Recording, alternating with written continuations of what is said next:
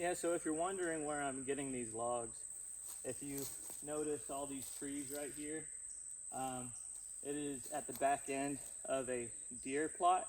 So we have all that land over there for deer for hunting season, and over the past 20-25 years, all these trees have overtaken the back end of that deer plot.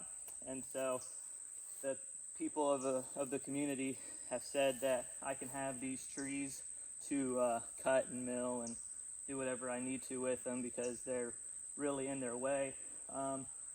Most of them are poplar. There's a few sweet gum.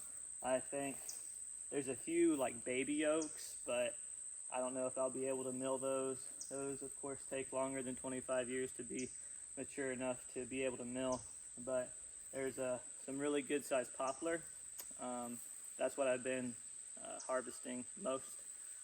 But if you're wondering about my setup here, I have made a video about how I move logs without a tractor.